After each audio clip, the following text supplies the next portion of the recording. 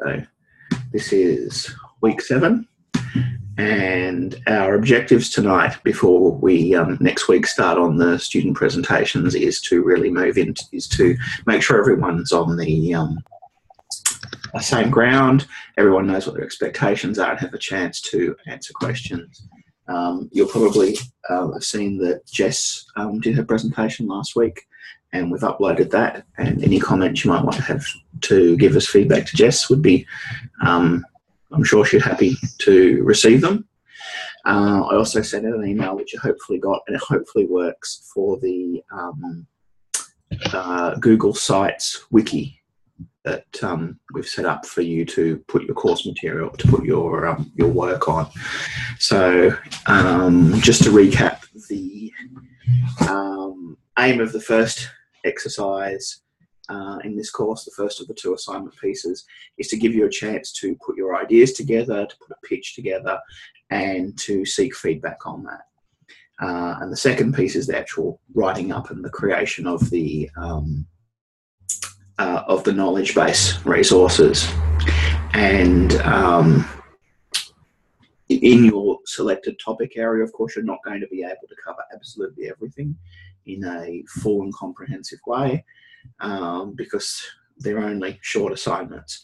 What you can do is pick out some selected areas and put those in, and to create kind of a scaffolding piece in the wiki that covers all your topics and sort of connects them all together.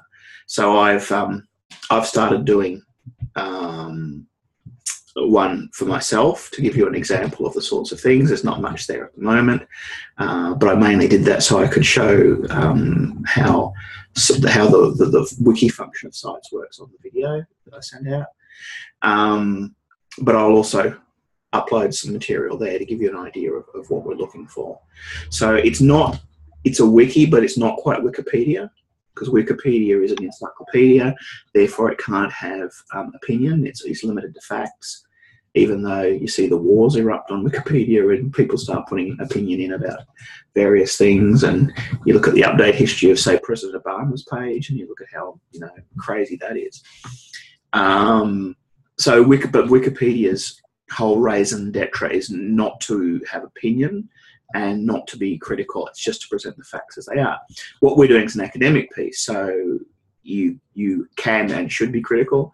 You should be analytical about the material you put up there, but you do that in an academic way, of course.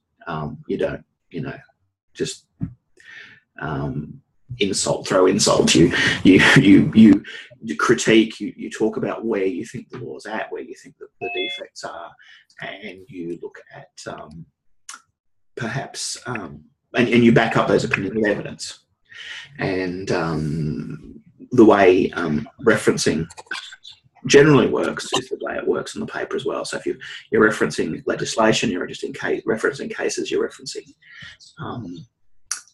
articles, you can put those in as usual. If you're referencing web pages, it's even easier because you can put a hot link straight to that. If you're doing cases or legislation, put the full citations in, but also you can put a link straight to the materials on OSLI or wherever, depending on the jurisdiction. So I'm hoping this is going to be an interesting exercise in a way that if I just asked you to write an essay and do an exam, I don't think it would be terribly interesting. It is challenging, but I'm also giving you enough latitude, particularly on your pitch, to experiment. So I'm not going to turn around and you put the pitch in and say, no, you put that in the wrong place, you're getting shockingly marked down. I'm marking you on the thinking that you're demonstrating and the work that you're showing me there. So okay, so before we go any further, any immediate questions about the exercise? I hope it makes sense. I don't know if you've had a chance to look at the eLaw site. There's not a lot there. I just want to clarify, there's no one presenting tonight, is there? Or if you are, please. Oh, I am. Oh, you are? Okay. Well, that's so you're Kate? Yep. Oh yes, your name's there. Sorry, Kate. Okay, well, I will cut short the discussion so that you can show us, you can talk about, you can pitch us your idea. I saw you were looking a little anxious, and I realised, hang on, I've missed something here.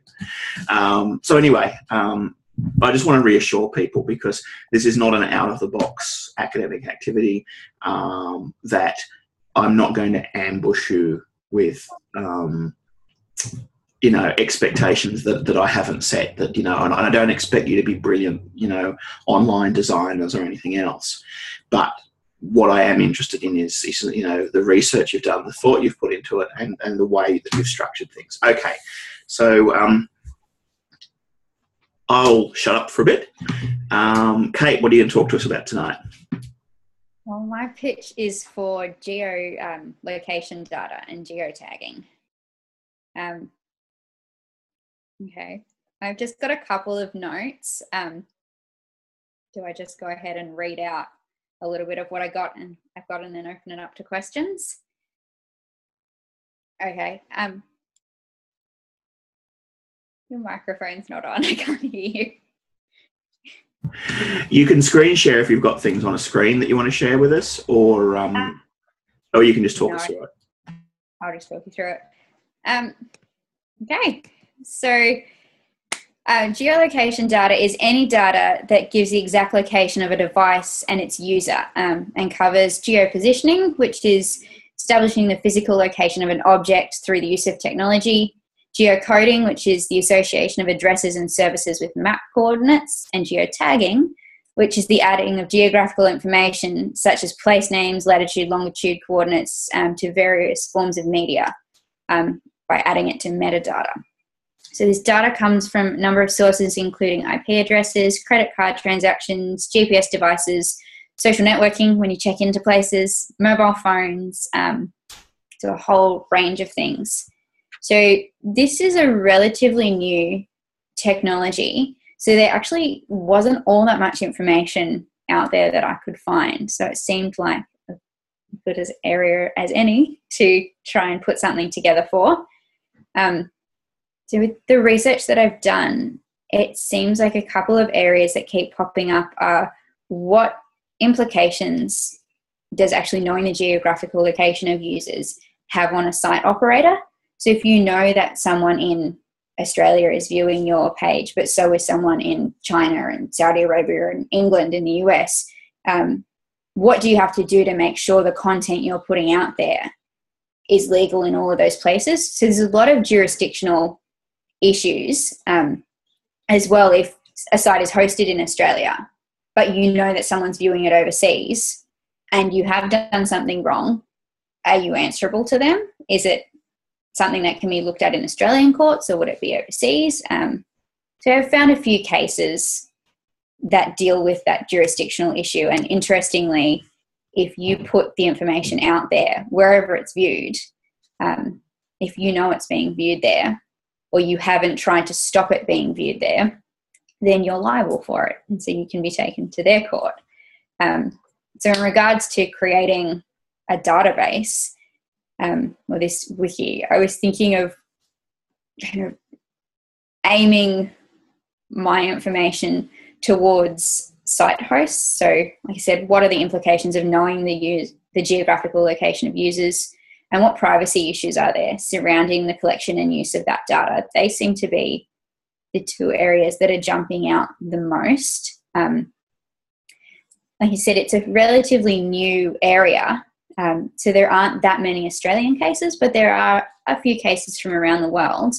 There is actually quite an interesting Australian defamation case from a few years ago where it mentions if we did have the ability to know where people are, then what implications that would have for the site host. Would that be the Goodnick case? Yes. I've just written that. I've just written that down. Yeah, so it's, like I've said a couple of times, it's very new. So trying to find that information has been a little bit difficult, but that kind of would mean that if we create a resource, that there is a hole in the market for that. So because it's an emerging technology, it's going to be a challenge to identify a large number of resources to draw from. But there's a lot of buzz around the topic and a lot of research papers and a lot of theory out there, which is always good to go through and kind of maybe act proactively rather than reactively to things that have happened. One of the big areas that has come up that I found in a research paper was, if we do know the locations of people, can a site host reasonably be expected to comply with every single law in every single country and state that it might be viewed in, which seems to create quite an unreasonable expectation. So that's kind of where I am at the moment, is I'm thinking, like I said, the implications of knowing the information and the privacy issues that go along with it would be my two main focus areas. But if anyone else can see anything that they think should be addressed, by all means, let me know. Because the site host isn't necessarily the only person creating content for a site. There's sort of Web 2 onwards, increasingly the site host is hosting interactive content from other people who could be anywhere, who may also have geodata. So you've got this interesting complex relationship where the site host is probably reasonably ascertainable as where they are, but you've got the viewer and the creator intersecting through the site host. Yes, there's YouTube. You can upload from anywhere, and there are things that, if you know the location of people, like copyright issues, sometimes if you go to watch videos, it says like, you can't watch this because you're in Australia, or it's only open to US residents. Or so that's come up a couple of times with how people block that. And then when people kind of IP, what is it called when you get like an IP address somewhere else in the world? VPN. We use a virtual private network.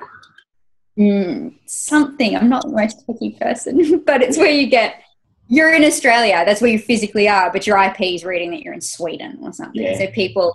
I think people, and I don't know every way, but one thing you use is a VPN, which is a virtual private network, and you can use that to mask or confuse your IP address.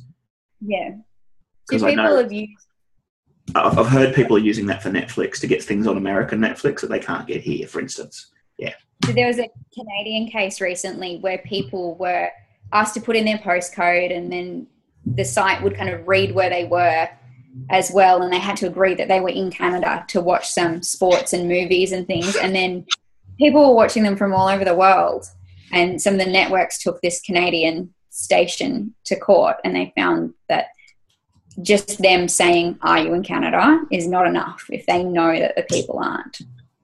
Which I guess is an analogy for the adult sites that say you have to be over 18 to enter, click yes. It's like, well, there's two different modes of regulation. There's like the idea of the regulator being a gatekeeper, or the regulator just handing out information and saying, I'm only responsible to tell you what the rules are. I don't have to check those things. So, again, it's a situation with, what is their responsibility? And here it'll be under a contract. It's even more complex because it's not even under any national body of law. It'll be under the licensing contract that they got, that the station had with the original broadcaster. So that's something else that's interesting about this, is so much of the I really did not enjoy contract law when I studied it. But when you move into technology law, it's all contract law. And all the terms and conditions and individual contracts and licensing agreements are all just so important. So, so breaking this down as a topic is going to be interesting. There's also the Olympics talking about broadcasting, that up until 2002, so the Athens Games, they didn't allow content to be streamed online. So even if a news network had purchased the rights to the Olympics, because they all purchased them on a different kind of, I guess, package would be the best way to put it. Because then once you put it online, back then they were saying there's no way to know who watches it. They just wouldn't let you put things like that online. So there are some positives from this, as in you can put things online if you can ascertain where people are, but then there's the whole responsibility and what is in the licensing agreement, and how do you protect that and make sure you're working within the terms of the licensing agreement. I guess that at some point, as these technologies become more pervasive, then that it becomes an option in the licensing agreement to say you can only stream to location-enabled devices.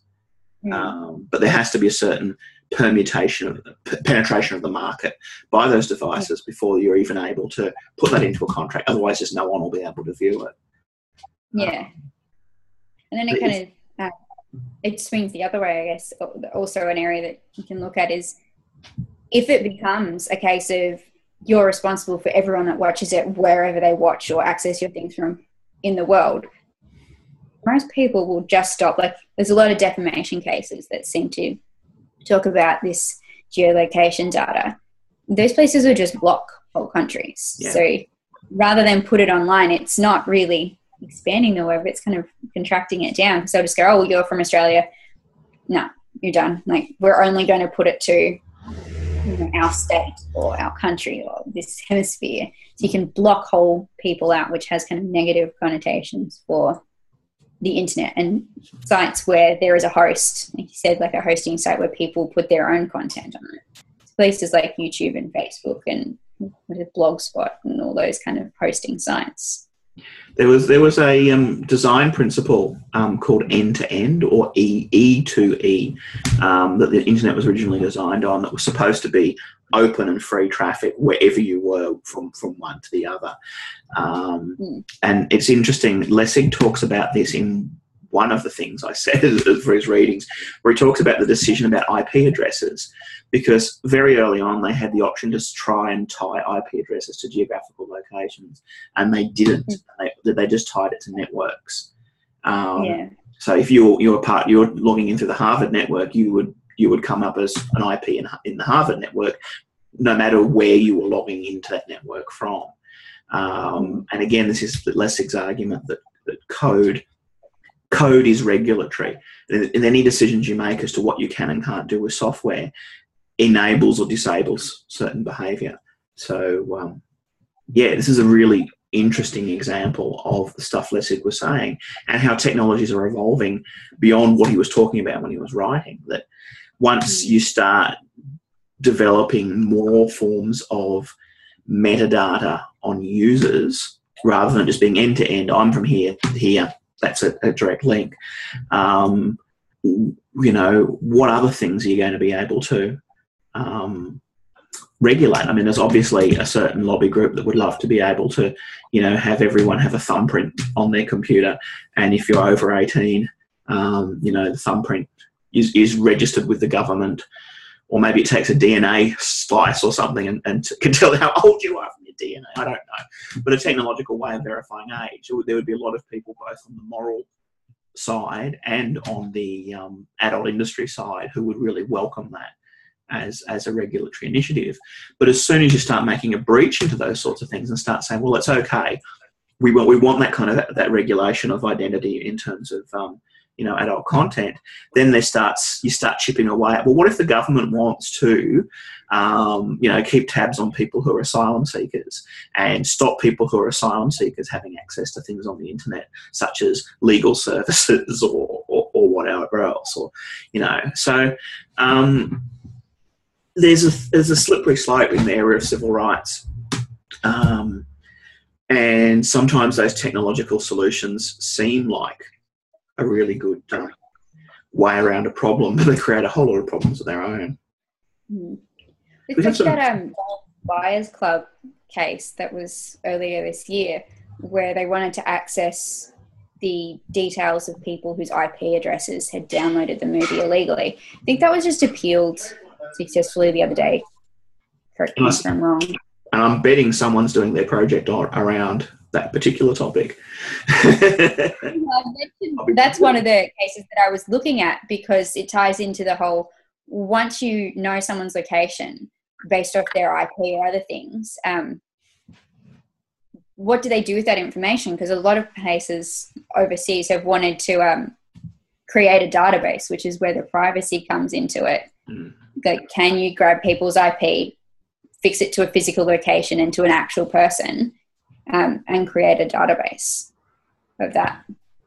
And as Lessig pointed out, there could have been a moment when the internet was invented where they decided that every internet account was logged to an individual person, and that it would be a misuse of your access rights to let anyone else use that account.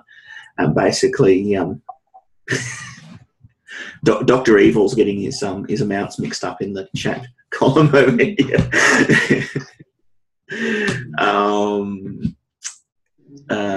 And that's probably an old reference that no one's going to get these days. But anyway, there was a point in the internet's history where we could have said, look, anyone can get online, but they've got to be identified, verified. You've got a password. It's going to be a breach of your terms and conditions to let anyone else use your internet account, and it has to be personal to yourself. And we didn't do that, and that ship sank. But who's to say? I mean, you look at some of the wacky proposals governments come up with for regulation, let alone situations where, and the Dallas Buyers Club's a great example of where corporations invent technologies that governments probably couldn't. For all the crazy things the current government does around civil rights and human rights, I'm sure if they said that they were paying for some kind of web bot that would crawl the web and track down people's details and things, there would probably be an outcry, even from the conservatives about that kind of practice. I mean, we doubt they could actually do it, but corporations.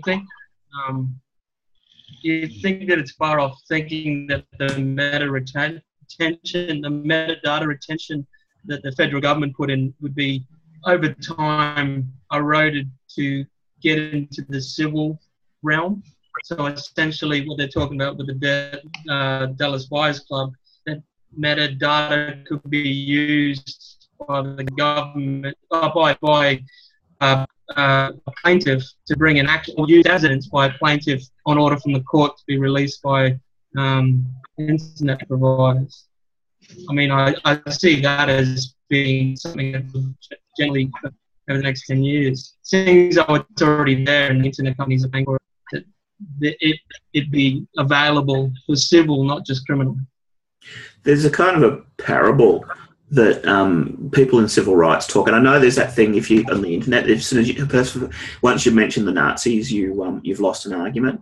But I think this is a pretty solid one, where people talk about the German census, where they asked people if they were Jewish or not, and at the time people said, "Oh, I'll tick yes for Jewish because what's the big deal? I'm Jewish." Government's got that information. What are they going to do with it? And of course, we found out that governments can change from normal governments to psycho governments pretty quickly.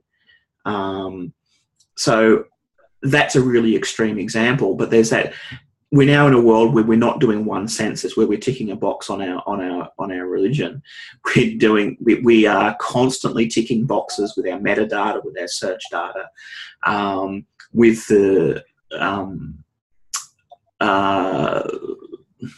the analytics software that profiles people and says, you're someone who buys cat food and shops at this petrol station, therefore we're predicting that you're someone who will be someone who votes for the Green Party.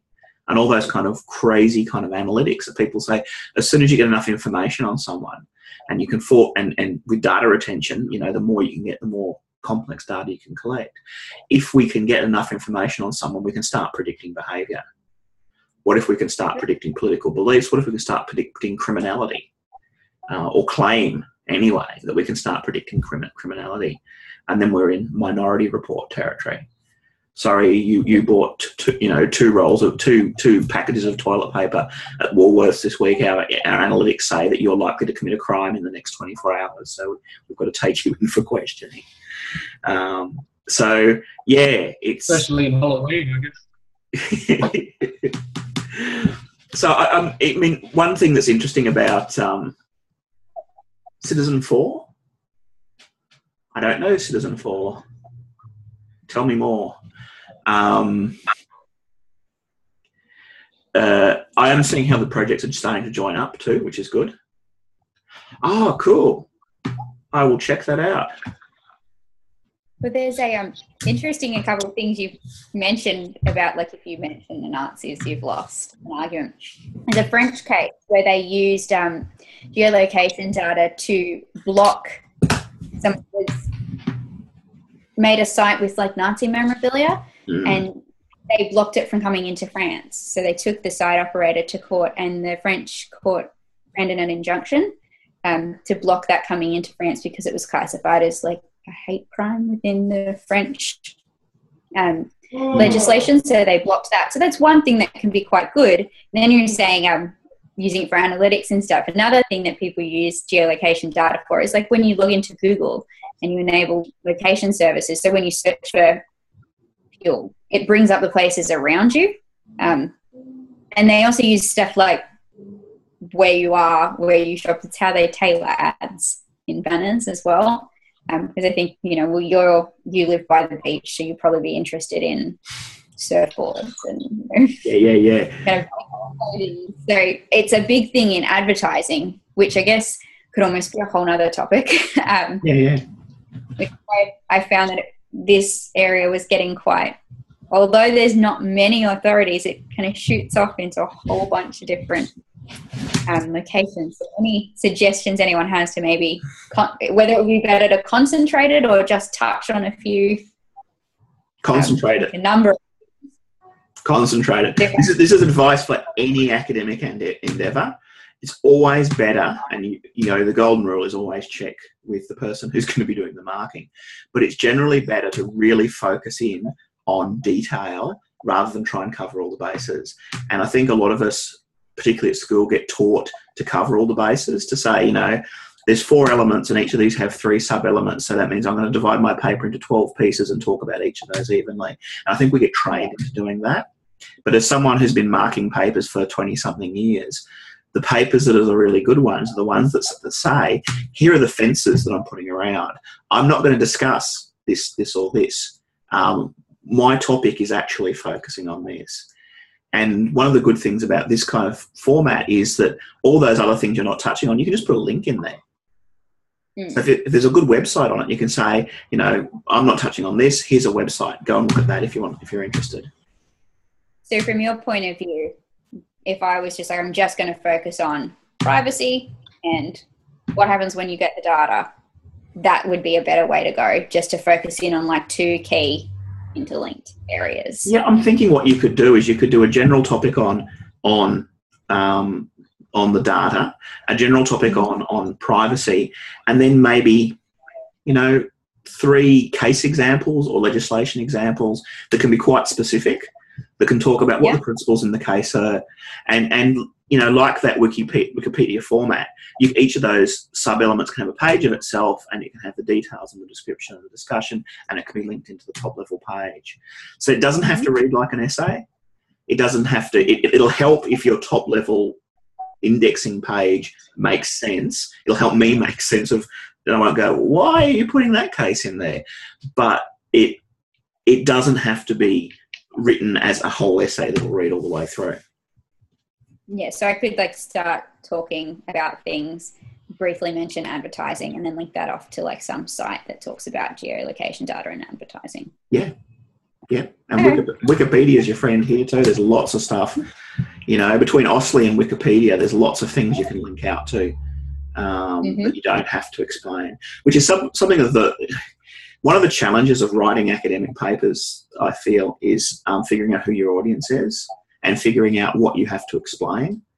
And we don't talk enough about our expectations as academics. And I know a lot of people get a bit tied in knots as to, you're doing a torts, you know, you're doing a torts essay and you want to talk about Donoghue and Stevenson. Does everyone know what Donoghue and Stevenson is? Do I have to tell them what the facts are? Do I have to tell them what the principles are? Or can I just say Donoghue and Stevenson?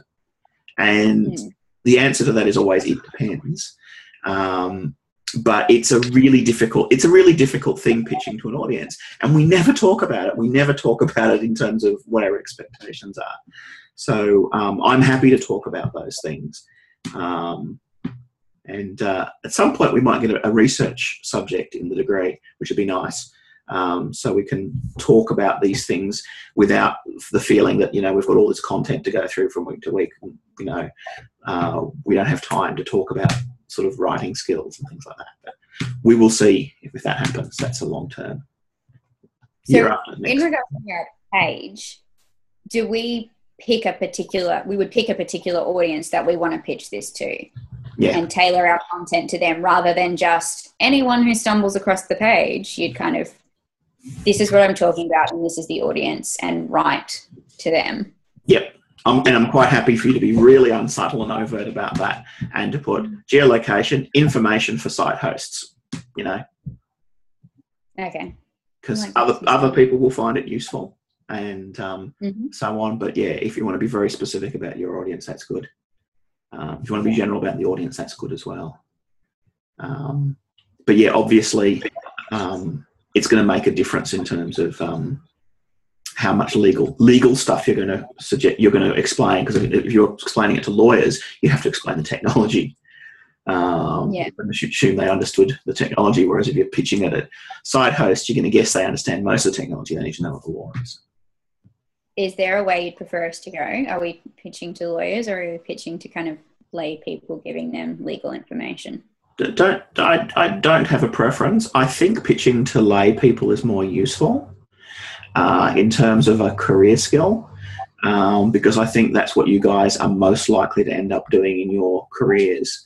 We've been reading a bit about the future of the legal profession, and one of the growth areas in the legal profession is creating information and resources for people to use. And, it's good experience to be able to go through that and to have something which is, something you can stick in your portfolio and say, here's an example of a situation where I had to do this. Yeah. Okay. Any other comments? I actually think it's really interesting the way that all these topics are now linking up. The more you learn about them and the more you find out about them, like I can see what Kate was talking about with regard to the geodata is greatly related to what I'm doing, which is piracy and the site blocking and people using proxy servers to go around, and Dallas Buyers Club. It's interesting to see how it all links up. Which is why I'm kind of happy for you guys to start putting up proxy pages, even if there's not much on them, on the wiki. So don't think about it. There's something you're going to have to go, I've got to do it all the night before it's due. And don't think that because this stuff's not public at the moment, it's just only we can see it anyway. So feel free to put up a page that says Dallas Buyers Club. Note, I'm going to talk about Dallas Buyers Club in the context of blah. And if someone else has done that, you can edit that page and you can say, I would also like to add some comments on this in this regards. So you can actually append material to other people's pages and then sort of put it all together when you hand it in as a final piece. So hopefully it won't get too complicated that way, but it shouldn't, because we've got a small class. And I should be able to go into the wiki and click on a person's name and see what they contributed across the place. So yeah, it's built for joining the dots and making links. And I'd be really happy when that happens.